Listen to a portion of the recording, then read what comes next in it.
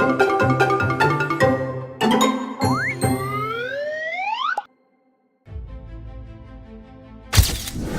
good afternoon.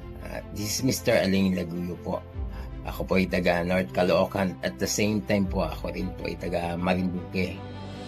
Ang mga area na hawak ko po sa Dori, Buwak, Marinduque, Mugpog, Marinduque, Santa Maria, Bulacan, Marilao, Bulacan, Bocaue, Bulacan, Pili, Camarines Sur, tapos ngayon po magdadagdag din po ako ng 2 pang area. Pumasok po ako sa Dori kasi nakita ko po yung platform, alam ko po yung kung paano tumatakbo yung ganyang sistema, kasi pilinan ko rin po magtayo ng ganyan pero hindi kaya, masyadong malaki po at saka mateknikal masyado. At kaya ayun, naisip ko kung pumasok ng Dori. Magandang bagay, passive income talaga. Tapos ang naging benefit sa akin ng Dori, hindi ko na lang namamalayan mamaya meron na akong i-withdraw. Kumbaga dagdag din sa pang expenses sa araw-araw. Gugulat na lang ako, mag-withdraw na. Bago lang po ako sa Dori, I just started last week of January 2026. So ayun lang po yung pinagsimulan ko, aral-aral muna, marketing, tapos hanggang sa dahan-dahan na gamay, ayun po, awan ng Diyos naman tumitikin. Maraming salamat. Salamat sa Dori.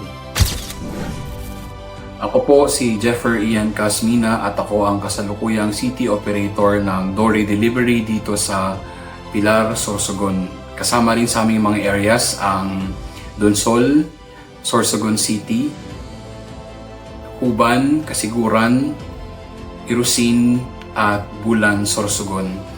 Although pangarap din namin na pagdating ng panahon, lahat ng mga munisipyo sa aming probinsya dito sa Sorsogon ay magkaroon ng Dori Delivery. Dahil nakita po namin kung gaano ka-beneficial ang magkaroon ng Dori Delivery sa isang bayan. Napopromote nito ang mga local merchants, ang ating mga small business owners ay nagkakaroon ng pagkakataon upang magkaroon ng delivery partners na kung saan mas napopromote ang kanilang mga produkto na ibibenta ang kanilang mga gawa. Gayon din sa pamamagitan ng Dori Delivery ay nakakapagbigay tayo ng trabaho o job opportunities, lalo na sa mga kapatid nating merong motor na hindi naman nagagamit o bisikleta na pwedeng mapakinabangan sa pamamagitan ng pagpasok nila sa Dori Delivery bilang rider.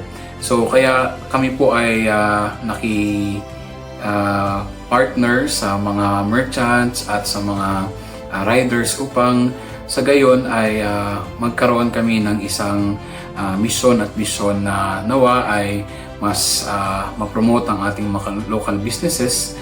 Gayon din ay matulungan silang may angat ang kanilang estado ng pamumuhay. Ang aming pagpasok sa Dori Delivery, ang naging dahilan ay ang aming pakay na sana nga yon makapag-provide kami ng mas maraming job opportunities. At the same time, kami rin ay kumita sa pamamagitan ng ginagawa namin ito. So dahil sa Dori, nagkaroon kami ng parang passive income na naging malaking bagay sa amin. So sana sa pagdating ng panahon, mas marami pang katulad namin ang matulungan ni Dori Delivery upang makatulong sa atin. Actually, I'm event host, event coordinator din ako. So nag-organize ako ng isang events. Siyempre ang opportunity na hinahanap ko is to expand my business and also kumita palalo. Narinig ko si Dori through one of the employee. Pinili ko yung area, unang-una kasi is capital city kasi siya ng isang province. And also, andun kasi lahat ng national merchants. And also the population, so sinurvey ko din about the population kung madami bang tao doon, mga ganun. Masaya kasi kumbaga parang hassle-free kasi siya. So yung mga, yung convenience din actually ng mga customer na hindi ka na kailangan pumunta ng city or masaya sa city para bumili. So mag-Dory ka na lang para less hassle ka. Yun, yung time mo din, kung busy ka, mag-Dory ka na lang. Ayun, so meron kaming 3 rider as of now na goods naman sila, masipag, on time mag-duty, ganyan. So nag-extend pa sila until 12 midnight, 1 a.m., mga ganun. Based sa aming monthly income kasi is, hindi naman siya bumababa eh. So tumataas siya.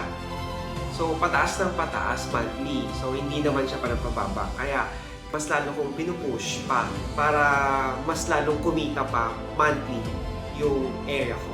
So strategy na para gumanda yung operation, kailangan mo i-motivate ang mga riders unang-una. And also, yung ads nga, kailangan mo pagkagastos yung ads kasi doon ka kukuha ng support. More ads para more bookings. Ayun. And also, kailangan mong i-accommodate yung mga question ng mga customers. Kasi marami at marami talagang questions sila. So, sa mga nag-hesitant pa, try nyo lang. And also, kailangan yung maglaan ng oras para maging successful yung magiging business.